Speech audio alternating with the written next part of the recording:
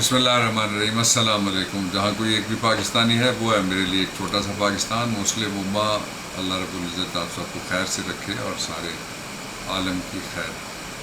ये शाहराहें इसी वास्ते बनी थी क्या कि इन पे देश की जनता सिसक सिसक के मरे। ज़मीन क्या इसी कारण अनाज उगला था कि नस्ल आदम व हवा बिलक बिलक के मरे। मिले इसीलिए रेशम के ढेर बुनती हैं कि दुख्तरान वतन तार तार को तरसें। चमन को इसलिए माली ने खून से सींचा था कि उसकी अपनी निगाहें बहार को तरसें। जहाने कोहना के मफलूज फ़लसफ़ा दानों निज़ाम नौ के तकाज़े सवाल करते हैं। हज़ार लाख फसुर्दा गले सड़े ढांचे निज़ाम ज़र के ख़िलाफ़ एहतजाज करते हैं और ख़ामोश होंठों से दम तोड़ती निगाहों से बशर बशर के ख़िलाफ़ एहतजाज करते हैं। आज पाकिस्तान पूरा एक ऐसी लेबॉरेटरी बना दी गई है जिसमें शायद कोई मुर्गियां बिठा के अंडे निकालने हैं, या जिसमें गाय रख के कोई दूध बेचना है, या जिसमें कोई ऐसा काम करना है जिसके लिए कोई एक आदमी अकले कुल होगा और वो गाय का बाड़ा चला सकता है या मुर्गियों का वो फार्म चला सकता है। ये 22 करोड़ लोगों का मुल्क है। तो मैं आपको कुछ चीज़ें ऐसी शेयर करने लगा हूँ जो आपको हैरान कर देंगी। परेशान हमें नहीं होना चाहिए इंशाअल्लाह अज़ीज़। मैं शुरू में आपको बता देता हूँ कि आज मेरी काफ़ी for about an hour meeting हुई है प्राइम मिनिस्टर इमरान खान से, और आपके लिए उम्मीद के 3 पैगाम हैं जो मैं पहले ही आपको दे देता हूँ। एक तो इमरान वापस आ रहा है इंशाअल्लाह अज़ीज़, और दूसरा ये है कि बहुत जल्द एक कॉम्प्रीहेंसिव आपको प्रोग्राम मिलेगा जिसके आप इंतज़ार में थे। अभी थोड़ी देर पहले मैं इस्लामाबाद पूरे रीजन के लोग जमा थे, वहाँ पे मैं गया हुआ था, तो वहाँ भी लोग यही मुझसे सवाल कर रहे थे, उनको मैंने ये बताया। दूसरा जो बहुत बड़ी बात है वो ये है कि पूरी तैयारी के साथ जिस तरह से पहले हमने अल्लाह ताला की मेहरबानी से जो 1958 में पहला मार्शल लॉ लगा और 2018 तक उनके परवरदाई इक़्तिदार में आते रहे या आइन तोड़ने वाले आते रहे, पहली दफ़ा जो 2018 से लेके 3.5 साल थे उनमें आपने देखा कि अल्लाह की किस तरह की मेहरबानी थी। आप ज़रा मुझे जवाब दीजिएगा, आप you can comment it as well on, कि जिस आखिरी दिन 25 तारीख भी अगर आप देखें तो 25 तारीख को भी लोड शेडिंग इस मुल्क में नहीं थी, जब इमरान खान की हुकूमत को अमेरिकन साइफ़र के गुलामों ने रुखसत किया था और ताकतवर ये समझ रहे थे कि पाकिस्तान के लोग भेड़ बकरियाँ हैं जिनको किसी गले की तरह, ये वो गाय वाला जिस तरह मैंने आपको मिसाल दी है, मुर्गियों का कोई बाड़ा है जिसको एक शख्स संभाल लेगा, ऐसा नहीं हो सकता। ये कौम है, जिंदा है, ताबिंदा है, पाइंदा है, वाइब्रेंट है, जाग रही है, शऊर है इसके पास, और इसके पास बोलने के लिए आवाज़ भी है। तीसरी बहुत इंपॉर्टेंट बात यह है कि जो इस वक्त मुल्क चल ही नहीं रहा। मुल्क इस तरह नहीं चल सकता कि कुछ भी ना चले तो कहें जी मुल्क चल रहा है इसलिए कि पैसे हमें थोड़े से मिल गए और थोड़े से हमारे पास आ गए, थोड़े से कुछ और उधार मिल जाएंगे। उधार से मुल्क नहीं चलते, मुल्क प्लानिंग से चल रहे हैं। और सबसे बड़ी जो नाकामी है इम्पोर्टेड की कि वो सिवाय इसके कि हमें आसरा है उन पे जो हमें लेके आएंगे, बिठाएंगे, चलाएंगे और हमें फिर खिलाएंगे पिलाएंगे और फिर हमें हमारे पैसे बाहर भिजवाएंगे उनके साए में हम, ये सारा करने वालों के पास ना कोई प्रोग्राम था, ना कोई शऊर था, ना कोई विजन था, ना उनकी कोई तैयारी थी। आज आप देख रहे हैं कि किस तरह से झूठ पे झूठ उनका खुलता जा रहा है और हर रोज़ एक नई बात। इस वक्त तो ये हालत हो गई है कि जो हरकत एक ने की है पंजाब असम्बली के अंदर, आप देख के ये जो लश्कर इकट्ठे शुरू हो जाते थे, कहते थे कि जी देखें इमरान खान ने ओए क्यों कह दिया। अल्लाह का शुक्र है उनकी आंखें सब्ज़ हो गई हैं, उनमें सब्ज़ रंग का मोतिया उतरा हुआ है, इसलिए उनको कुछ नज़र नहीं आ रहा, वो नहीं बोलेंगे अब। महंगाई के ऊपर वो कहते थे कि देखिए 3 रुपये का पेट्रोल बढ़ गया, 60 रुपये पर वो नहीं बोले, इसलिए कि एक दफ़ा फिर अल्लाह का शुक्र है कहीं पे लिफाफा है, कहीं लिफाफी है, कहीं टोकरा है, कहीं पे टोकरी।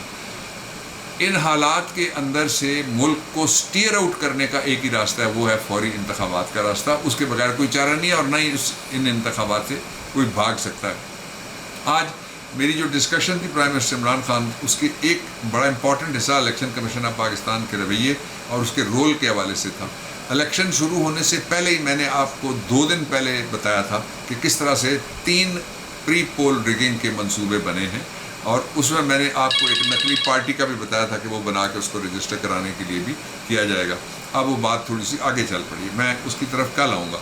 आज मैं आपको ये बताना चाहता हूँ کہ کیا کیا وہ تھا جو چھین لیا گیا غریبوں کے لیے. مثال کے طور پہ جو سڑک پہ سونے والے تھے ان کے لیے پناہ گاہیں تھیں. اس میں کوئی ہم میں سے تو نہیں جا کے سوتا تھا, ویسے تو وہ ہم سے بھی قیمتی لوگ ہوں گے.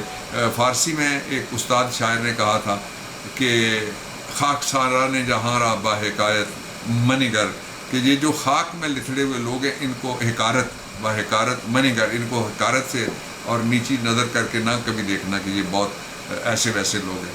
توچے دانی کے بئیں گرد سوارے باشد, تمہیں کیا بتایا کہ اس میں کوئی شہ سوار چھپا ہو. تو وہ سارے قابل قدر لوگ تھے جن کی قدر کی تھی. اس کے بعد لنگر خانے کھلے تھے, وہ بھی بند کر دیے گئے.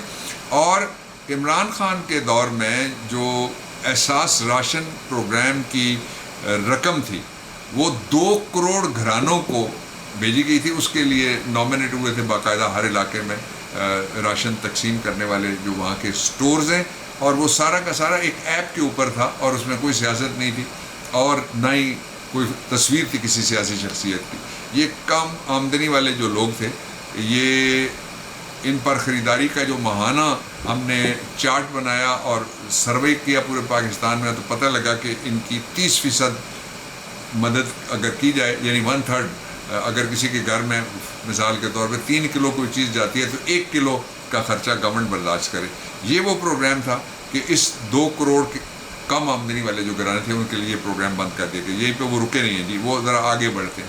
اب ہو کیا رہا ہے ذرا دیکھیے گا, ترجیحات کیا ہیں.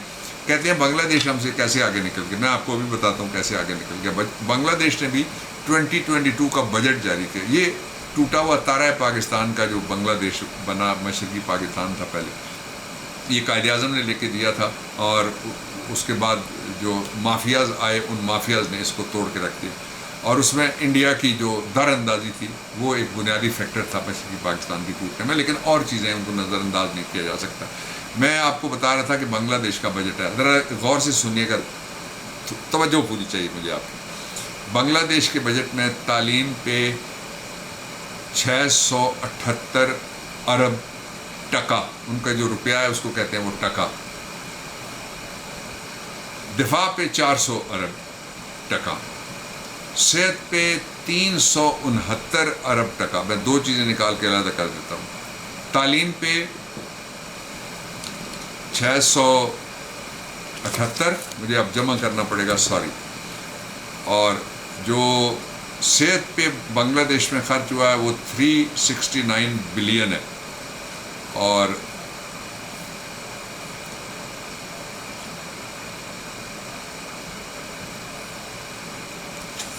یہ بن گیا 1047 ارب انہوں نے لگایا ہے 2 شعبوں میں. کس میں؟ تعلیم میں اور صحت میں لگایا. پاکستان میں کیا لگا ہے؟ تعلیم میں لگے ہیں 6 ارب, حساب بھی آسان ہے, اتنا ہو ہی گیا ہے دیکھتے ہی. اور صحت میں لگے, میں آپ کو بتا چکا ہوں 12 ارب, تو یہ 18 ارب پورے. اس میں سے اگر آپ 18 نکالیں تو یہ ان 2 شعبوں میں بنگلہ دیش نے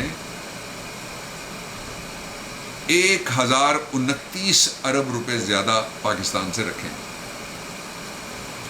ہم ایٹمی ملک ہیں, دفاعی ضروریات زیادہ ہیں, ہم نے 1586 رکھا ہے ڈیفنس بجٹ. اب میں تیسرے پہ چلتا ہوں. موٹر وے پاکستان کے اندر جو شاہراہیں ہیں, موٹر وے ہیں, ٹول پلازے بنے ہوئے, لوگ جاتے ہیں آتے ہیں. موٹر ویز کے اوپر کیا ہونے لگا ہے؟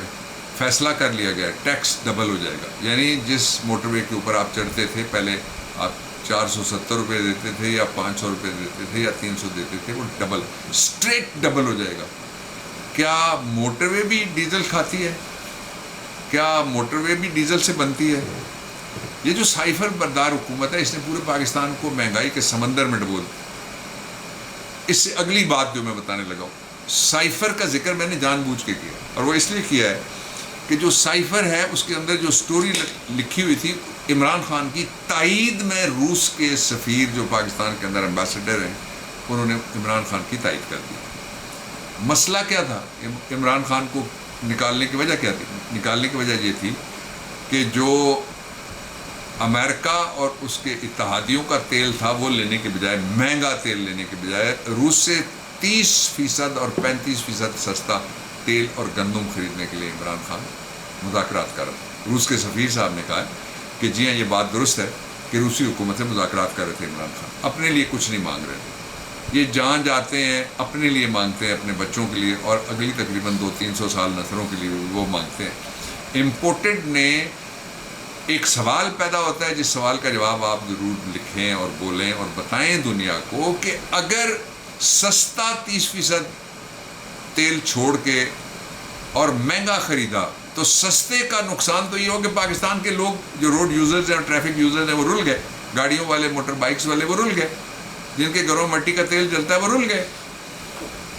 سوال کا اگلا حصہ یہ فائدہ کس کو ہوا, یہ تو آپ کبھی پتہ کریں, تھوڑا سا اس پہ ذہن لگائیں, خیال کے گھوڑے دوڑائیں, اپنے جو آپ کے سورسز ہیں وہ لگائیں, آپ کو پتہ لگ جائے گا کہ یہ فائدہ کس کو ہوا. 2 باتیں میں اور آپ کے سامنے رکھنا چاہتا ہوں. ایک یہ ہے کہ جو دھماکے دار آفر کی ہے ایک ٹوکری والا ہے, اس نے جب 12,000 روپے دیے عمران خان نے پورے پاکستان کے اندر, اور کووڈ کے دوران جب ساری دنیا کے اندر اتنے کسی ملک نے دوسرے نے ڈائریکٹ سبسیڈائز نہیں کیا لوگوں کو, اور گھروں پہ آپ جن کے گھروں میں, خاندانوں میں لاکھوں پیسے ملے, آپ بولیے گا نا, بتائیے گا کہ سیدھے ان کے گھر پہ گئے. یہ بھی نہیں دیکھا کس پارٹی سے تعلق رکھتا ہے اور کس علاقے کا ہے, صرف یہ ہے کہ غربت کے کس معیار پہ کھڑا ہے اور مدد کی کتنی ضرورت ہے, اور فی سبیل اللہ کیا ہے سارا, کوئی ساتھ سیاسی نعرے نہیں لگوائے کسی سے. 12,000 دیے تو کہتا ہے یہ 12,000 سے کیا بنتا ہے. اس وقت جس وقت کی میں بات کر رہا ہوں اس وقت 150 ریٹ تھا ڈالر کا, اب ڈالر ہے آج ڈالر ہے 2005 سے اوپر ہے, اور انٹر بینک ریٹ پہ مل ہی نہیں رہا کسی کو. یہ ریٹ میں بتا رہا ہوں آپ کو, نکلا ہوا ریٹ جو باہر لکھا ہوا ہے جس طرح سبزی کی دکان پہ ہوتا ہے اس طرح سے, وہ کسی کو مل ہی نہیں رہا. اور اب جو شہباز شریف نے صرف اعلان کیا امپورٹڈ شوباز نے کہ میں 2,000 روپے لوگوں کو دوں گا, تو وہ کہتا ہے اس 2,000 سے پتہ نہیں کیا خریدا جا سکتا ہے. اور ابھی کسی دوست نے مجھے بھیجا ایک میم ہے 2,000 روپے بنا ہوا, اس نے لکھا ہے کہ حکومت کی جانب سے اس 2,000 کی دھماکے دار آفر کے روپے جو ہی مجھے ملیں گے تو میں پارٹنرشپ کی آفر کرتا ہوں آپ کو, میں شوگر مل لگانے لگا ہوں, آپ میرے پارٹنر بن رہے ہیں. کواکب کچھ نظر آتے ہیں, کچھ دیتے ہیں دھوکہ, یہ بازیگر کھلا. میری آپ کے لیے دعا ہے, اللہ تعالیٰ آپ کو عزت دے, صحت دے اور حلال رزق دے, پاکستان کو شاد باد اور قائم رکھے. پاکستان کا زندہ باد.